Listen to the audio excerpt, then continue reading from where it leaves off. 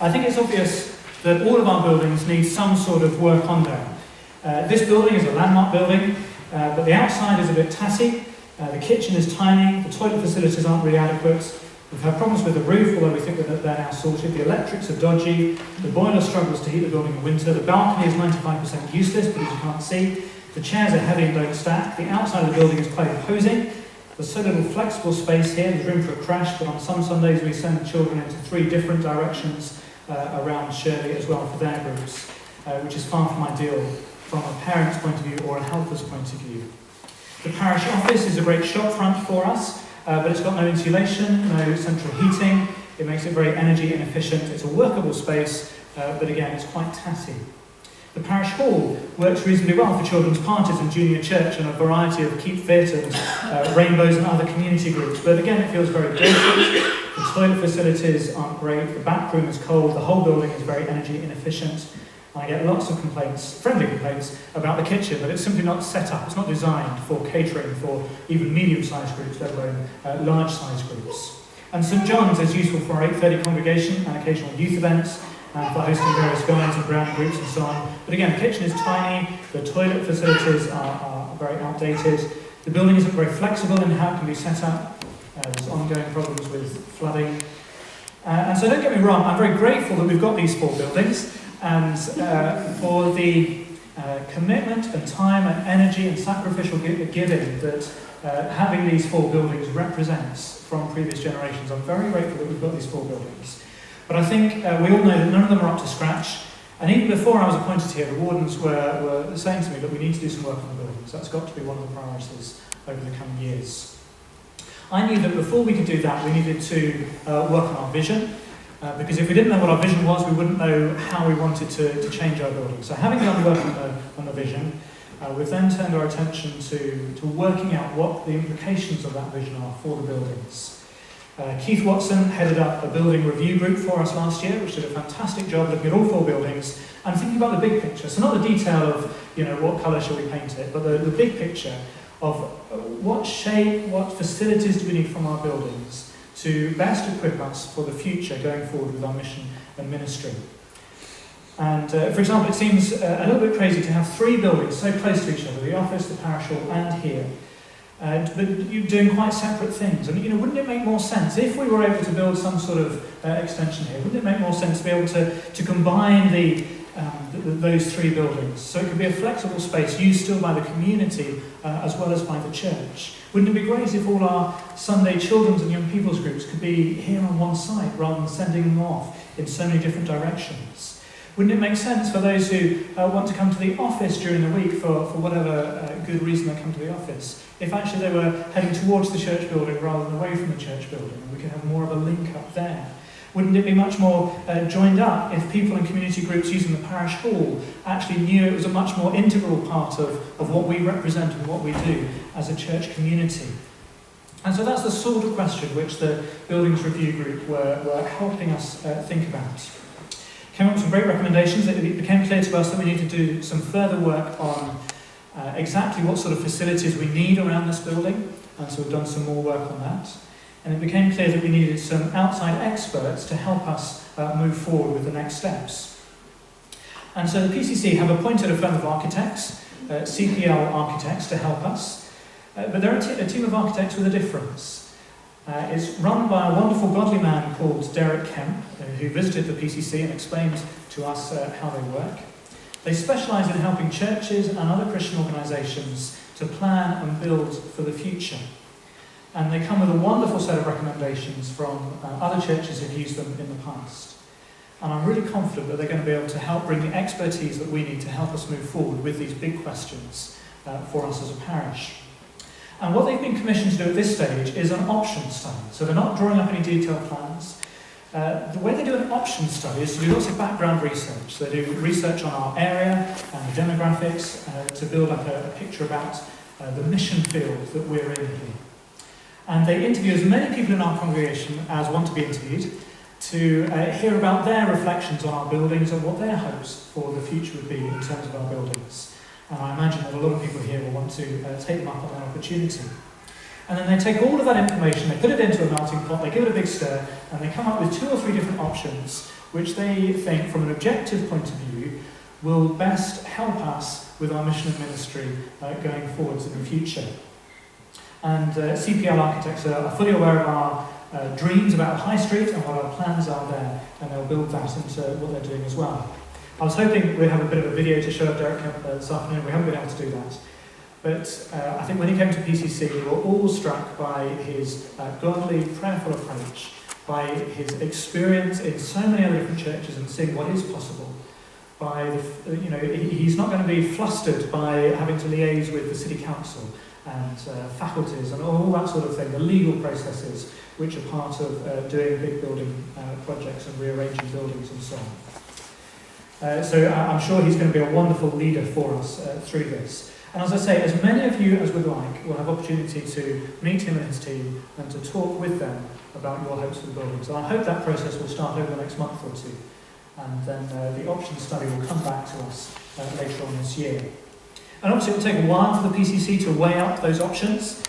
And if we choose one, it will then take much more work to draw up detailed plans and to begin any fundraising that's necessary and so on. And so in the meantime, the PCC want to do a few, what you could call quick wins to help some of the buildings. So in this building, we'd love to replace the chairs with something which are lighter and stackable, to make it so much more easy for youth services and light parties and things like today, just making it much more flexible for us to use. We'd love to put in some glass entrance doors, which will make it easier for people to see in and see what sort of community we are. Similar to what the Baptist Church has done, but we're not copying them because I've been wanting to do this since way before they did that. In the parish hall, we'll see if we can find a dishwasher that will fit into the space available and make that catering for... I'm getting a few cheers already. It's not a promise, but we've got to see if we can get it in there and get the right sort of thing. But we'd love to do that, just to make it easier for those groups who use that to cater. In the offices, we'll hopefully put in some double glazing and some insulation just to make it a bit more energy efficient in the meantime. In here, we'll sort out the stairwells. Now that we've sorted out the rooms, we can sort out the stairwells and make those look a bit prettier again. So those are some of the sort of quick wins that we're hoping to do over the coming year or so. And if anyone can help with any of that stuff, if you've got relevant experience, either on dishwashers or project management experience or whatever, or research what grants will be available to us as a charity to help with insulating the church office and that sort of thing. If you've got that sort of experience, then do come and tell me or Jackie or Martin. We'd love to hear from you because we could really use your experience. Let me try to anticipate 2 quick questions that people might have. The first question is, how does sorting out our church buildings tie in with turning our church community inside out? And let me begin the answer by telling you about something I saw a month or 2 back. I have a desk in the parish office now which looks out over the church, and I can see the entrance to the church and so on. And as I was sort of sat at my desk idly one afternoon with nothing else to do, I was looking out and I saw 4 young people standing outside the church building. The door was open, but they were stood outside and they were talking quite animatedly for a while. And it was obvious they were talking amongst themselves whether to come in or not. And eventually 2 of them did come in, and 2 waited outside. And that highlighted for me something of the obstacle that church buildings like this can be for people. So 2, and especially to younger people, so 2 of those young people were too scared to come in, even with their friends. That was the clear look on their faces. They didn't know what they were going to find them here, they were scared to come in. And I think it's for exactly people like that we need to make sure that we're turning our church community inside out, and we're being on the high street and we're being in other places, not just locked away in this sort of building. Otherwise we're not going to reach our community for Christ. It's imperative that we move out of this church building in more of what we do. But 2 of those young people were willing to come in. And I hope that things like glass doors and other sort of minor changes to our buildings will make it easier for people to come in. And for the hundreds of people who do come in each year for Christmas events and for harvest events and for community events in the parish hall and so many other different events, for those who do come into our buildings to be able to see more easily and catch a flavour of what we're about in the church community. I think the majority of people who come into any of our buildings at the moment what they see is something a little bit run down, a little bit dilapidated, and that doesn't really give the best impression about who we are as a church community. So actually renewing it, refreshing it, I think will help with our mission outwards as well. And at the same time, we know that as we get more involved in mission, as we step up a gear in terms of mission, actually we need to keep coming back to gather, to be equipped, to be encouraged, to be taught, to be fed from God's word and so on. And we need facilities in which to be able to gather, to do that, even just as us. So that is part of renewing our church building facilities as well. The second question that people might ask is, well, is now the best time to be sorting out our buildings and to be spending lots of time and energy and money potentially and effort? Especially if we're looking to develop missional communities and develop a missional hub on the high street and so on. Why do something seemingly a little bit opposite by concentrating on buildings? Well, the truth is there's never a good time to focus on buildings, is there? And I think we all know that from our own homes. You know, when the fence blows over or when the roof starts leaking, it happens at the same time as someone is ill or someone's just been made unemployed or you're looking for a new job or Brian's just fallen over or broken a hip or whatever it is. You know, there's never a good time to address buildings issues. And so there's never a good time as a church either. We always want to be looking outwards and moving forward in mission. There's never a good time to address buildings, but at times they do need to be addressed. And I think we've come to the point in our church life together where we need to address them again. And I don't want to spend ages talking and thinking about buildings, but of course buildings are useful for mission and useful for ministry. At the moment we don't have a flexible sort of space where missional communities can meet. And so we need to provide that sort of facility as well. We don't have a flexible space for gathering together, for encouraging and equipping. We don't have an ideal space for evergreens and for welcoming older people into. So we've got to do something about the buildings. And for me, I'm convinced that the time is now to be pushing forward in the context of our vision and doing something about our buildings. And I think that by trying to do both at the same time, actually that will help us keep things in proportion and help remind us that actually buildings aren't the be-all and end-all.